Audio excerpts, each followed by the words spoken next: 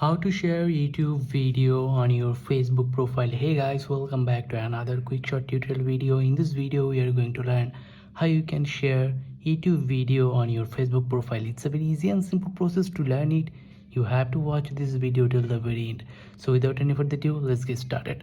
So first of all, go ahead and open up your YouTube app, and then now choose the video, which video you want to share on your Facebook. For example, I want to share this video on my Facebook profile. Now all you got to do, you have to tap on these three dots next to the video title, or you can play this video, and after that tap on share. Now you can directly copy the link of this video, or you can tap on newsfeed with Facebook icon, tap on here.